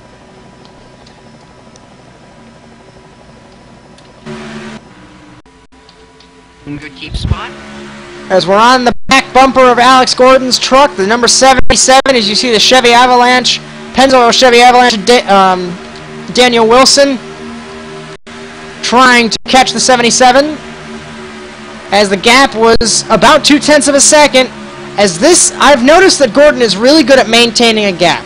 Really, really good at it. He did it at Iowa, and he's doing it right here, even with the draft. It really looks like that. I think all that battling back behind him is really helping him get away. Not only that, but he's got a fast truck. And look at Epler. He's looking to the inside to the outside. He's weaving on Livingood. As Livingood has some roof damage from that first accident, and he's still up here. So if you're in the draft, I don't think it matters if you have any damage or not. It really doesn't. I mean, it's almost like you're running. It's almost like you're running at Bristol, where the damage doesn't matter, and you can go wherever you can. You can basically pancake the front end of the car in, and if the car will still fire up, you can still win the thing. But exactly. Yeah, I mean, even Dawson has pulled back into the pack. Look at this amazing. Livingood is just not gonna quit until he's in the lead, is he? And my apologies for cutting you off there a second ago. Oh, it's totally fine. I'm just mesmerized by this fantastic racing we have going on right now. As Gordon up the track. Gordon drove up the track. I was paying attention to the Goodyear lamp. That shows you my attention span as he slips back to third. So your leader now is Daniel Wilson. They're going to have to clear the lap truck. They're going to have to clear the 86. I don't know if they have a gentleman's agreement worked out or anything. We have a battle for the lead. As now Livingood jumps to the inside. He's got help from Gordon. That's really weird to say that, but it's like a super speedway. As Wilson on the outside, it's going to get Livingood through to the lead now. Does he have the run on the outside? Maybe. He's got the momentum, but no. At the line, Livingood. Lap 38 is his. They're coming up on that lap car. I don't know if this is going to end very well. Hopefully he stays to the bottom. All he can do is just stay low on the backstretch and let them all go by. Let off. Don't Yes, try I and believe race he them. is letting. Good job, Carl Robinson. Don't get down on the apron. Oh, he's not clear. His car will Oh, okay. spin. You'll spin if you're not slowed down enough on that apron. Believe me, I've been there, being a lap car once. I've spun down on that apron many times trying to let the lead race. As Wilson's still stuck on the outside, and this isn't doing him many favors for his winning hopes, as he's got such a huge run entering the corner on the outside, but then he loses it on exit. Gordon now clears him, and side-by-side Epler with Wilson for third. I think Epler is really just, he is there, and my goodness. He overdrives the corner. The most patient driver I've ever seen. End of lap 50. 17 to go, if my math is correct. If that wasn't, I'm going to go cry in a corner. And Living Good leads. Epler, with the accordion, it looks like, is dropping. He is now in fifth. The 77 let up, and then the 15 had to let up, and that caught Epler way off guard, and Epler just went way back. He lost a lot of momentum on that. As while we have a little bit of downtime, if you'd like to join in on this racing, friends at simracerstour.com. We have a new season starting up in a few weeks, I do believe. Caution's out. Yellow's out. Dawson around, but friends at simracerstour.com for more information. And it looks like Carl Robinson spun it again along with Nick Dawson, but that's just my first guess. So let's just take a look at what happened here. I have no idea why the caution came out, but we'll see in a moment. Nick Dawson self-spun on the front stretch. As here he is, driving along, and he did exactly the same thing Carl Robinson did, got on the apron, and it just spun. You know, I think he was just a little bit too aggressive on that. He's way off the pace at this point. He's 2 laps down now, but he was trying to make up as much time as possible. Sometimes when you're trying to do that, you take some unnecessary risks, and well, really, they're necessary risks at this point, and they don't always play out to the best of what you hope. I believe, if the green-white checker is correct, that Dale will get his lap back. I do believe he would get his lap back here. As Nathan Curtis still trucking here in 12th place. I think he had to pit again, or I think he's either pitting... he had to pit again for damage repair, or he's been pitting whenever the field comes by because he doesn't want to get in their way. Although I don't know. It looks like he's getting allowed past the safety truck to get a lap back. Could have not come at a better time for these drivers, because I was just kind of starting wondering. I mean, we're approaching in on 10 laps to go here. Really and truly, I think we could have ourselves a little bit of a shootout now that we've got fresh tires and a full tank of gas. Who knows what could happen? Point.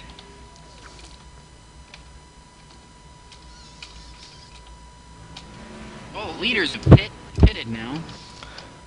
As Living Good is the first one down and away. So, then it's Poole and Epler. Living Good keeps leading.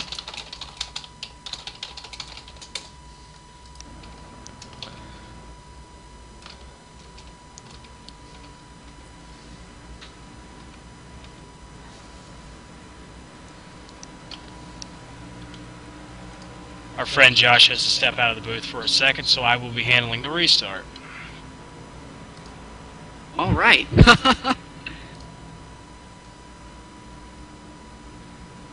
You want to handle it?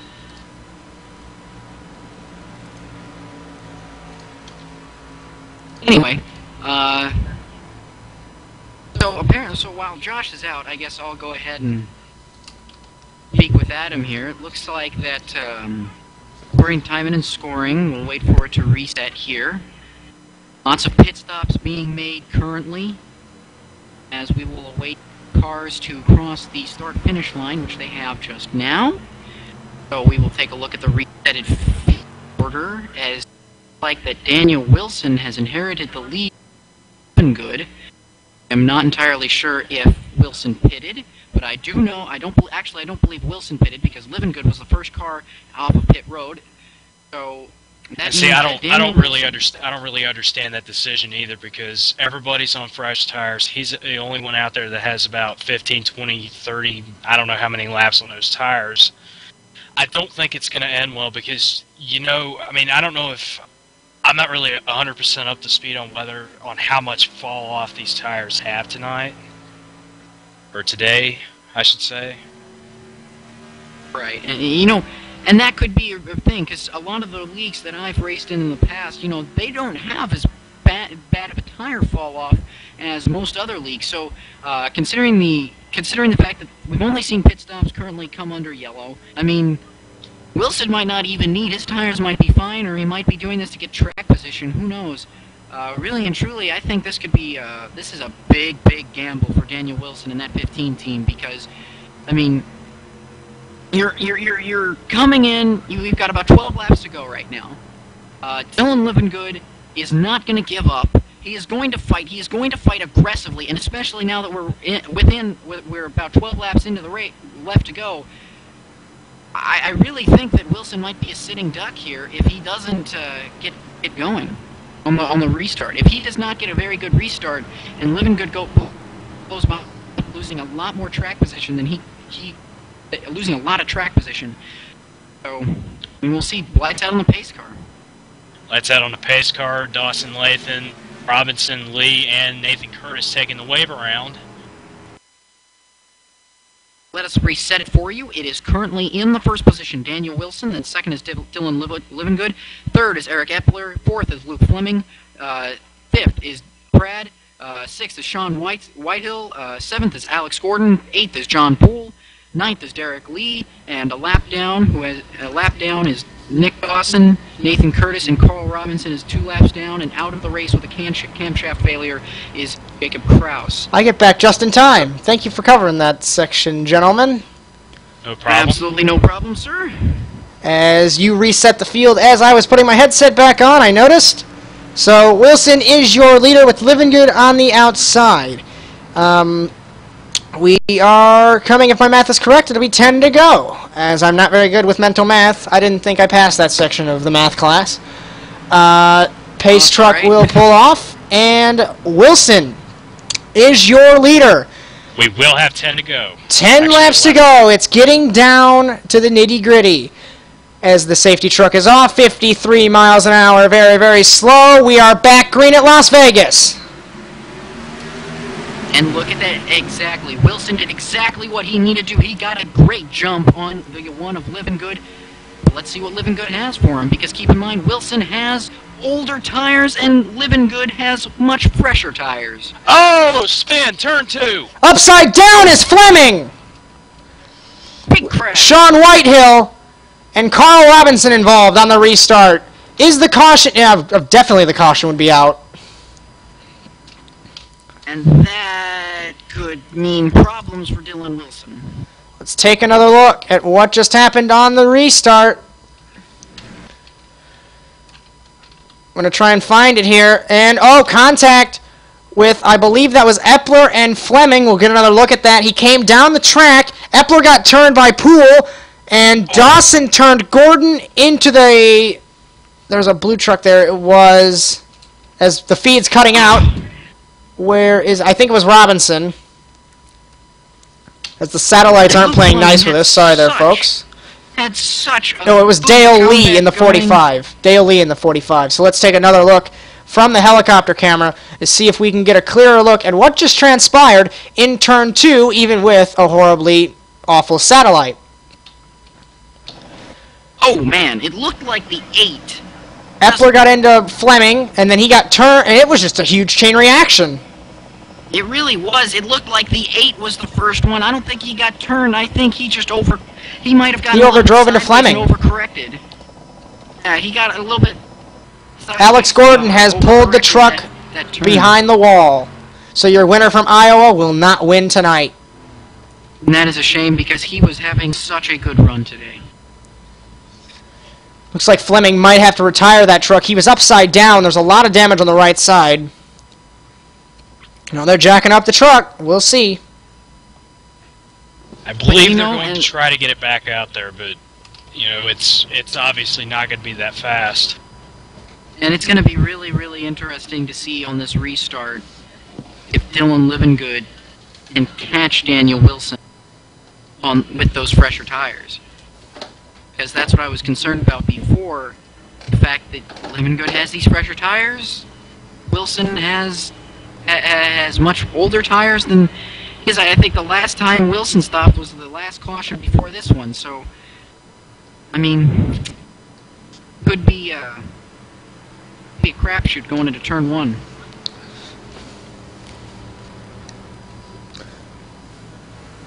I mean, late race restarts, you know you're going to have insane racing, and that's a good thing and a bad thing at the same time, because 9 times out of 10 you're going to have a lot of wrecked cars and or trucks. And by far, you know, I think that really and truly, this still, I said it earlier, but this is a massive, massive gamble by Wilson. And you never know with some of these things. It could actually pay off for him. It could actually pay off. But Livengood, we've seen this already. Just how much Livengood will drive in order to get the lead away, even if it's in the beginning of the race, if it's in the middle of the race, or especially what it's now when it's at the end of the race. Right now we have 8 cars on the lead lap, and we're setting up for a restart. It could be anyone's race. They all want to win it. We're inside of 10 laps to. We'll be inside of 10 laps to go when we take the green flag. It'll be interesting to see what happens. They'll all try to win it. Only one will get it. Yep. And who knows? You know, I've been in races where I've seen a last lap in a race in which we've been racing so close together and we race so hard that we end up taking every single one of us out. And then the driver with the least engine damage. We had a race once where it ended up being where it ended up having the car with the least engine damage making it across the line. And you know, I'm not saying it's going to turn to that, but if it's happened before, it can happen again. So you never know. So it looks like Fleming got his damage fixed. So Wilson, Livengood, LaPrade, Epler, Fleming, Dawson, Poole, Curtis, Robinson, and Whitehill.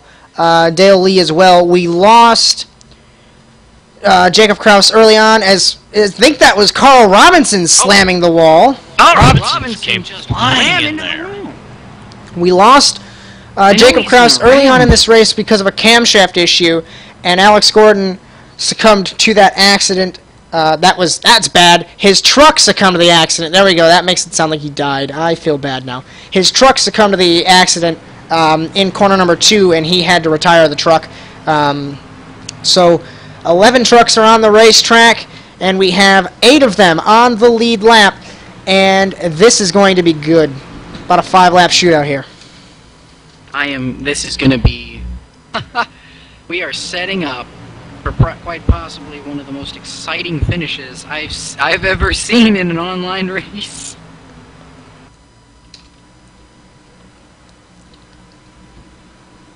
Six-lap shootout, 8 trucks, 1 winner. 7 losers. Who's gonna win it? Well, you know, quick. Well, there'll still be 2 winners because Curtis won the championship. Mr. Technicality over here. I'm talking about the race, but... Hey! Yeah, the race is what we're all focusing on right now. Anyway, getting set up for the restart. As Wilson leads, safety truck is off, 6 laps to go, and anybody can win it. He has to time it perfectly. He's got to get a good restart. Here we go, 54 miles an hour. He hit the pedal, and we are green. It looks like he's got a good jump over Livengood. Oh, this is exactly what I was worried about. Into turn 1, Wilson on the outside, Livengood with Dunlap-Pratt and Eric Epler in the second row. Outer corner number 2, does he clear him? He's almost there. He's not going to try it, though. Livengood 3 wide with Fleming. Dawson, I believe that's Epler. For 4th, Livengood trying the outside. He got him, and that's on older tires, too. Battling for the lead, or battling for second, wow. LaPrade and Livingood. Livingood's going to maybe chop to the inside, as now Wilson's going to drive away. He's going to act like he's driving for his life. Don LaPrade trying the way outside. Look at LaPrade, Livingood. Oh my goodness. And I'm impressed. I am so impressed the way Daniel Wilson is holding his own out front with older tires. Seems like that LaPrade and Livingood just could not get around him. As Wilson, LaPrade, Livingood, Dawson, Poole, Epler, Fleming, Whitehill, Robinson, Lee, Curtis. That's your running order on the track. Outside, battle for second. Livingood and LaPrade. LaPrade way outside. Livingood has cleared him for second. Dawson and Poole battling. Dawson nearly shoving Poole to the apron. That could have ended badly. It's not over. End of lap 64. Battle for third. Being shoved to the apron and grass is Luke Fleming by Eric Epler. Battle for third. Dawson on LaPrade. And Dawson gets the third spot. Will Poole get fourth from LaPrade? LaPrade is going to lose fifth almost as they're battling. What an incredible battle here at Las Vegas. Apron goes Poole. Nearly. And just look at how hard Livingood is driving right now. He is coming up. He's going to have roughly 2 laps Coming to 2 to go. Look at this. Dawson around! This could be the end. It is. And I believe they're racing back. They do race back. Racing back. Could be. To the end of the race here. Livingood, I know him. He's probably going to try a last lap move. Look, Wilson is making that car as wide as he can. Into turn 3. Livingood driving it hard into corner number 3 and out of 4. Daniel Wilson will lead us down to the yellow flag, and if nothing happens, he is your winner at Las Vegas. He has 1 lap to go under caution for him to win this race. Oh my goodness, my heart rate's got to go down. As we're going to get a replay of what happened with Nick Dawson after they crossed the line here. But what an incredible race. They were driving like it was the last lap, every lap on that last run. Held him off with those older tires. I cannot believe Daniel Wilson on his older tires held off Dylan Livingood, who had about at least 30 to 40 laps fresher tires than Wilson did, and Wilson is going to hold him off. That is incredible.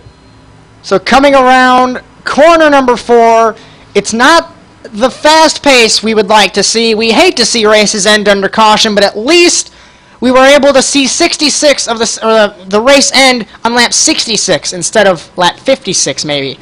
Crossing the line, your winner, Daniel Wilson. In car 15, truck 15 rather, your victor here in Las Vegas. What a run. As now we can take a look at what happened coming to, I believe it was coming 2 laps to go, excuse me, with Nick Dawson. I think it was him nearly putting Poole into the grass like he was earlier, blocking like a madman. Let's see, coming off of 4, and he drove. Man, he pulled to the apron right into the grass. You're coming to 2 to go. I mean, you have to do moves like that, though. I mean, yeah, if it were early in the race, you really shouldn't do that. But that's 2 laps to go. I mean, I don't know what. I understand blocking, but putting people to the grass with 2 laps to go, that seems way over aggressive to me. Apron of all things. You know, I know those 2. They're both really aggressive drivers, to a fault sometimes even. You know, I don't know. It just seems to me that they were already on the apron, and Dawson tried to block him further. He tried to push him to the grass, which he did. And you can't fault Poole for that. I mean, I'm not blaming Poole at all. I mean, Dawson kind of wrecked himself as he makes contact entering the garage with Dale Lee. And we have a victor in this race, and it's Daniel Wilson as he burns the house down. We'll get him connected to the commentary box for an interview here. I'm pretty sure those tires are done. We also have Curtis on the front stretch. I'm willing to bet he's going to do his burnouts and donuts to celebrate his championship. As I believe he's your teammate. with Revolution Motorsports. He is. So you could be biased here as he burns the house down. Because I can admit, I did not see the championship run throughout the season, but I assume as he's the champion, it must have been a good run for Nathan Curtis. You know, this is absolutely... This was one of the most exciting races I think I've ever seen in my lifetime, and I've been in quite a number of races. I've called a number of offline races. I've called a number of other things, but you know, today we saw some really aggressive driving. We saw some really great driving. We saw some pretty cool saves. We saw some pretty spectacular accidents. I mean, I don't know what more you could want from a race like this. That was something else. So we will get your race winner, Daniel Wilson, connected to the commentary box here in a moment here. We're having... As Daniel Wilson, I believe you are connected to the commentary box now. It's Josh Mertz up here. Do you have a copy? I do. As congratulations, good buddy. It looks like you held him off, as I didn't really pay attention to tire wear. Rob told me you held him off on 40 laps older tires than Living Good. I'm not quite sure. I think I pitted. No, I pitted with about 20 to go, and got some fuel and got 4 good years on there, and she was good. As 40 must have been a little bit of an overestimate for me, but I do know that on that second to last caution there, you did not take tires. What was it like to have that kind of a gambling call on there to stay out while you knew I don't know if you knew, but Living Good had much fresher tires than you did? Well, I knew track position was going to be one of the most important things here. You know, there were a lot of guys that were having some trouble in the back, and I just did not want to be back there. I think the lowest I fell was 4th place, and that was a little uncomfortable. As I've been managing other things at the moment. It looked like early on in the race it was chaos, Daniel. I mean, how was it from the driver's seat? Well, from first, it didn't look too bad. I saw a couple trucks spinning in my rearview mirror, but it wasn't too bad for me. As Living Good was providing quite a fighter for you, how was the battle with him throughout the race? Yeah, we had raced with him a little bit during the race, and you know, he got underneath me a couple times, and I kind of learned where he was faster than me and what I needed to do for later on in the race. So I was kind of experimenting with him a little bit there. But you know, during the end of the race, I think if we would have went green to the end, it would have been a side-by-side finish, no doubt in my mind. Well, it was green, minus the last 1.5 miles. Right. As I noticed. Rob, anything you want to add? Yeah, I just wanted to ask him a real quick question. I noticed a lot of guys were down there using the apron today, and I noticed that you were one of them that really kind of steered a little clear of that area. What was it like knowing that Living Good was not opposed to that, and that he was, on that last lap, he was absolutely on your bumper all the way through? What was going through your head when that was going on? I'm sorry, I didn't quite get the question, but are you talking about how he was not afraid to use the apron? Yeah. When Living Good, he's not afraid to use the apron. I noticed that you kind of steered a little clear of that area, not just you used it a little bit less than most, and then really, what was it like on that last lap, knowing that Living Good probably could have used that apron to get by you, and he didn't, but he was on your bumper the whole time? What was going through your mind during that time? What was it like on that last lap coming to the caution flag? Well, I had a game plan if he were to get inside me on that last lap that, you know, I wasn't going to lay down. I wasn't going to wreck him per se, but I was going to try to get some side draft off of him, and, you know, we might touch a couple times, but apron's a little slippery, especially if you got someone right on your corner. So I wasn't too worried about that. I kind of had a little bit of gameplay, but, you know, these things are never won until you cross the line, so. Never over until the fat lady sings. Congratulations, Daniel. Have fun with your crew, and good win. Oh, yeah. Thanks, guys. We'll see you later. Hey, congratulations. Thank you. Thank you. And we're going to bring in second place here, Dylan Living Good. It Living good? I believe you're connected to the commentary box now. Do you have a copy? I got a copy. What a race for you! It looks you were all over the place today. You know, it was a lot of fun. I really don't get to do races like that very often, and it was definitely a fun one to run. What happened early on in the race with you and Nathan? There was just a checkup with the car in front of him, and he checked up, and I just didn't check up as much and got into him. It was nothing personal.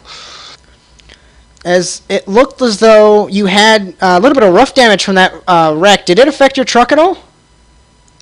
No, not really. We were able to get through the field pretty good, and, you know, it was really easy to pass the leader after a couple of laps, so I don't think it didn't affect me at all, really. Well, as we could see, it didn't really affect you, but I figured I'd ask you anyway. Rob, you want to ask him anything?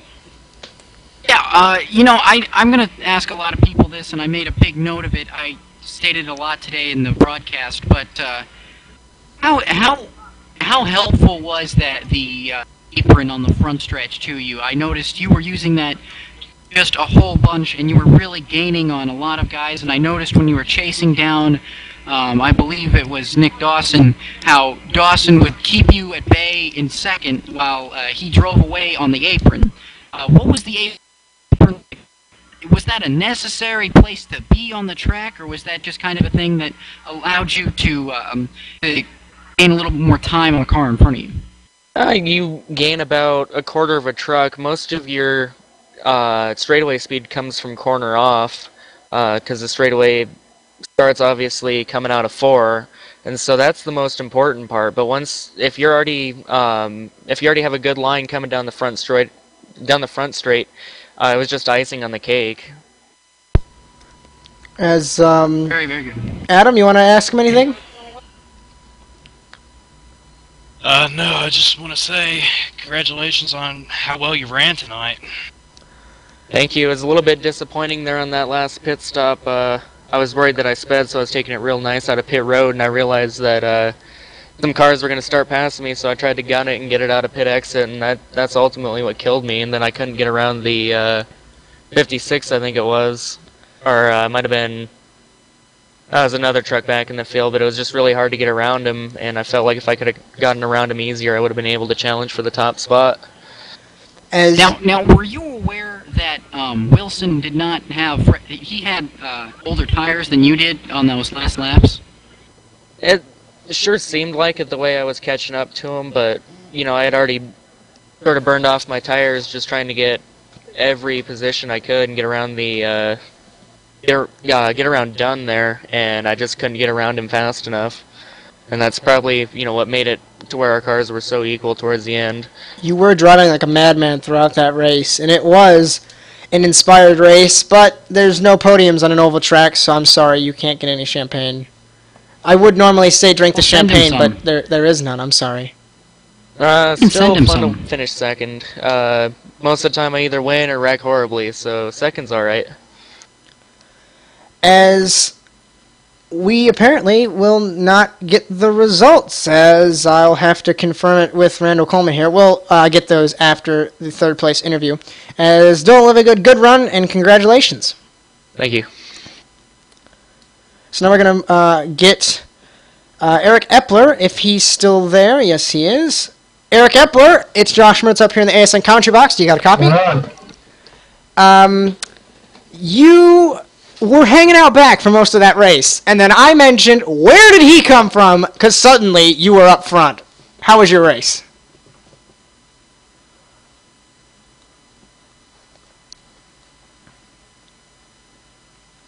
We might have a bit of an issue here with Eric. Let's see here.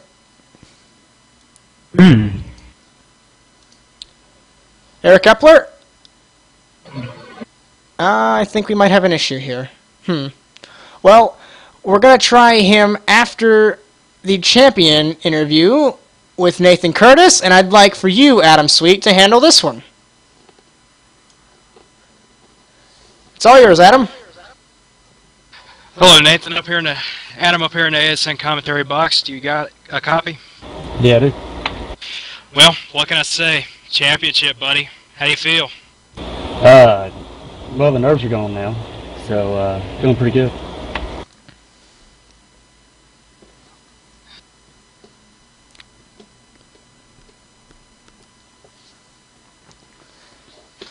I want to ask, well, because I know you told me that you really didn't know what to ask as we were bringing him up here.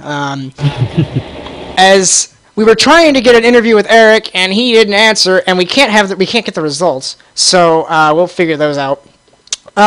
You found yourself in the wall early in the race. How was that?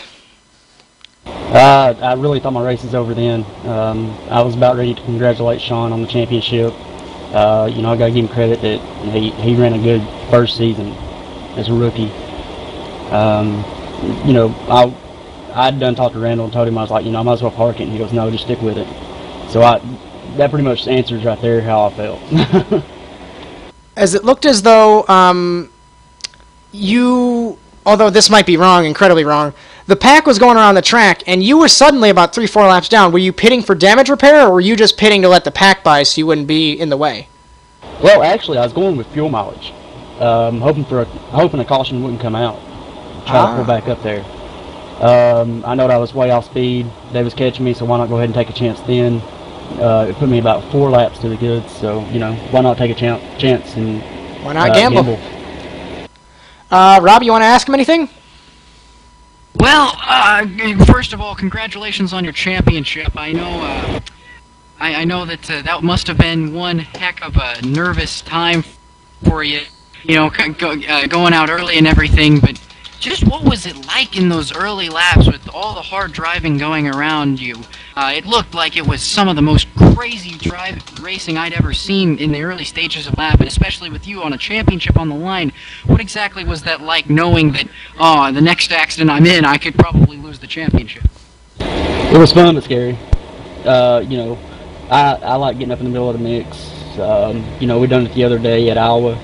I was up in the middle of the whole night just having fun. That's the way I am. I want to go up in the middle of the mix and, race for it. I don't want to win it this way. And I hate that I won it this way. I would rather, had a fair chance at it, race for the race, race for the win, and give Sean a chance at winning the championship as well.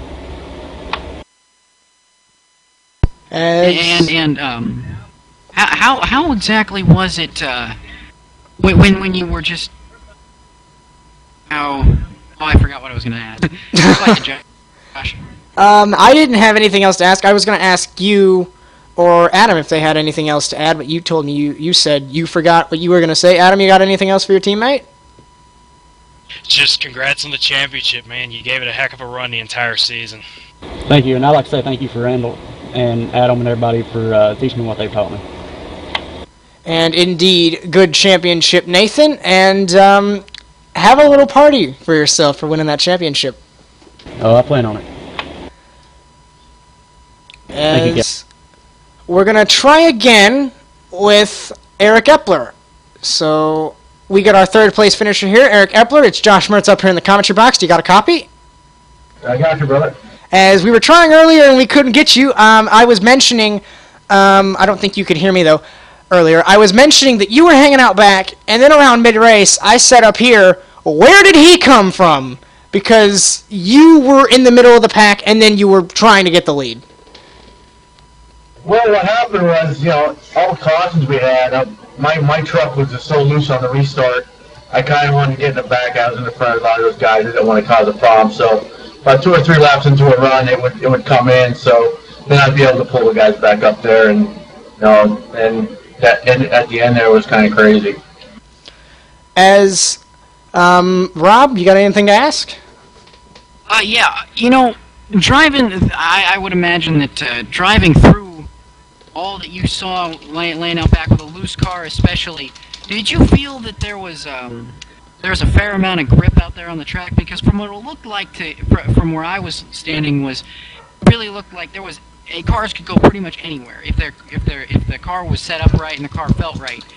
Did you kind of feel the same way about that? Did you feel like if this car starts to come into me and starts to gain grip, I think I can drive my way through this field?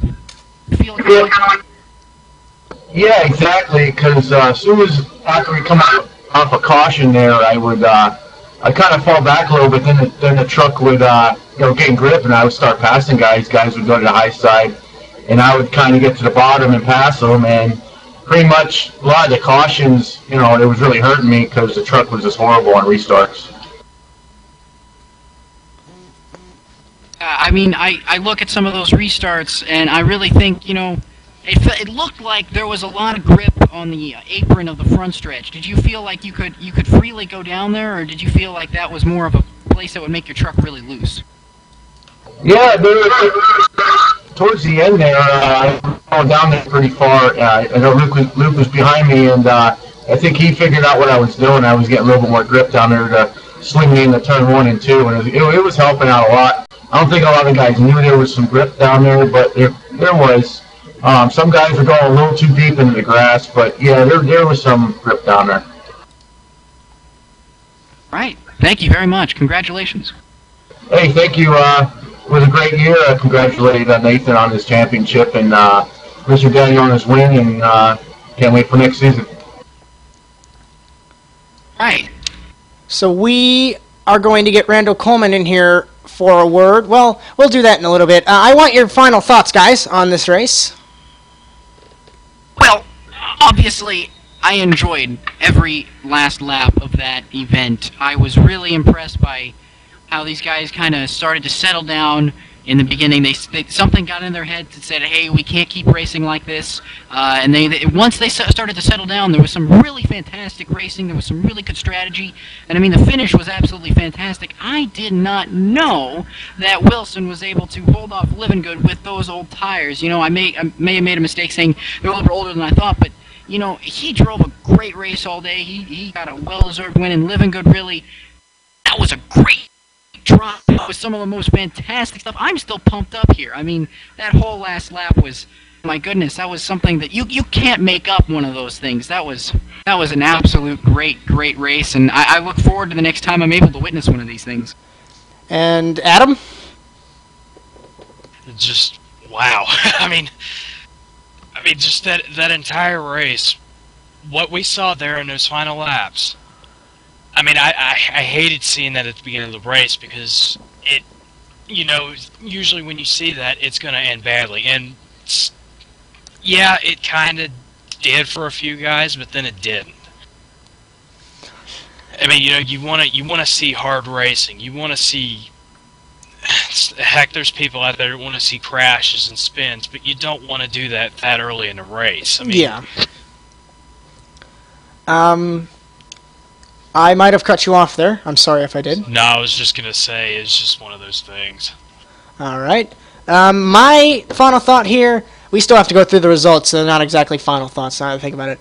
It was a hell of a race. There was, the first half of the race, I'm gonna admit it was kind of disastrous with wreck after wreck after wreck after wreck, but once the guys got into their groove and they realized this is actually kind of fun, they drove around, and that was some of the most incredible racing I saw with Living Good, with Fleming, who else? Wilson.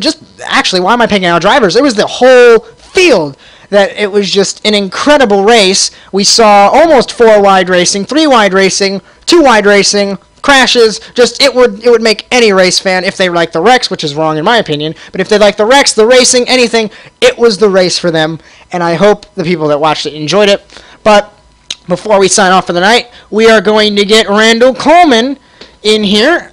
Randall Coleman, you should be connected to the commentary box here. It's Josh Mertz. I would like, possibly, if you can please, information about next season when it starts and whatnot. Hopefully, if you're there. Yes, I'm here. Well, I'm not really too sure about the actual date for the season, but the season opener will be at Daytona.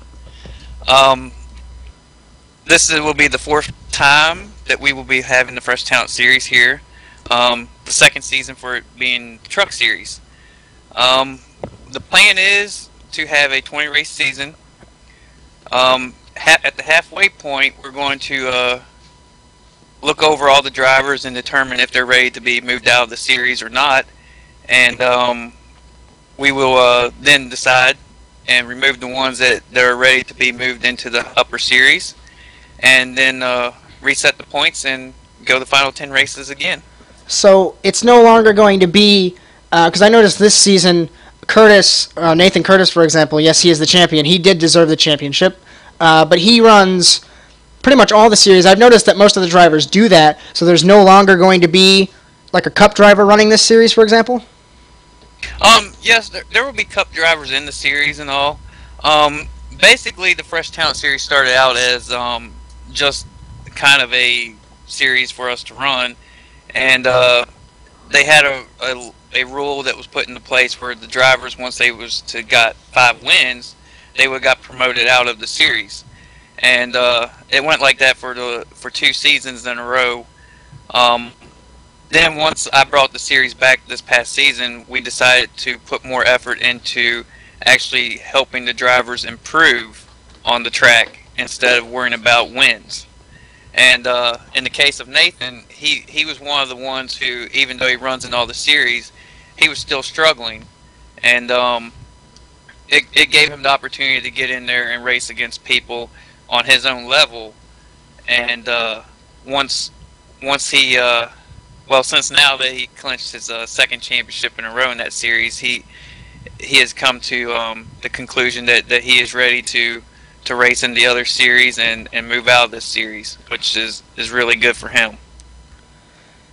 As the race tonight was an incredible race, the second half, I should say. Would there be any penalties maybe for any other incidents? Because living good with Nathan, even though Nathan won the championship, would there be any penalties at all from any of the wrecks, maybe? No, they were all just, incidents that happens on the track, and, we went back and looked at them throughout the race and stuff, and, determined that, it was just kind of, it was a shame. I know Living Good felt bad for getting into the back of Nathan that early in the race, and, they've already talked and worked it out and everything, and it's all good there. I know it disappointed Nathan, because I know he wanted to keep his truck clean and make it to the end. But as for the rest of them, it's just hard racing. It was just an incredible race, and it was actually kind of cool to see him wait until the end to actually start going 3 wide and stuff like that. Will Las Vegas be on next season's schedule?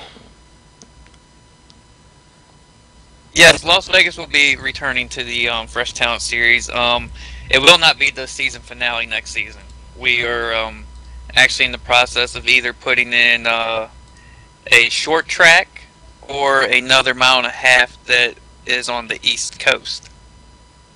So I could segue that into, you can find any and all information about the Friends of Sim Racers Tour at friends@simracerstour.com. So thank you, Randall Coleman. Thank you, guys. So let's go through the final results here and then sign off from Las Vegas. Your winner is Daniel Wilson in truck number 15. He led 32 laps, so he led the most laps tonight. Dylan Livingood, an inspired drive to finish second. Eric Epler in third spot, started in the back. Where did he come from to finish third? John Poole was in the wreck with Nick Dawson, which caused the caution. He finishes in fourth. Dunlap Prad rounds out your top 5 with Luke Fleming.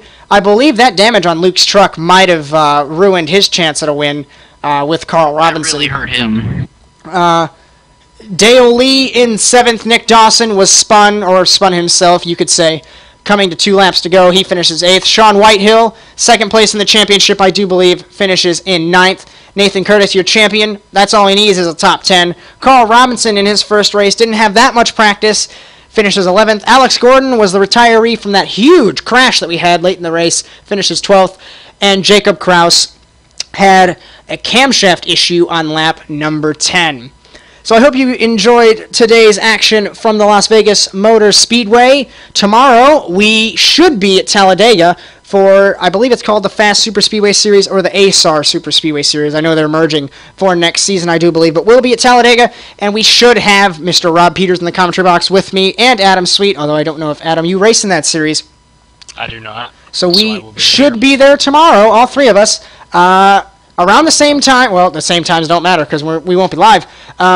So for more information, you can join or visit our Facebook page at facebook.com/automotivesportsnetwork, twitter.com/ASNTV_USA, hashtag ASNTVUSA for both Facebook and Twitter. YouTube.com/ASNTVUSA, which is, let me actually talk here. Talking too fast. ASNTVUSA on demand. Our site is asntvUSA.tk. And you can email us for any broadcast inquiries at asntvUSA or asntvUSA@gmail.com. I'm not thinking. It's getting late at night, and I almost want to finish here. So, for Rob Peeters and Adam Sweet and all of the rest of our ASN staff, I am Josh Mertz.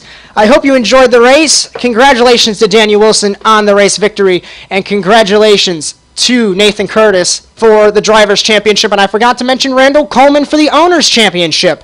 So I think that wraps it up. I hope you enjoyed the race, and so long, everyone.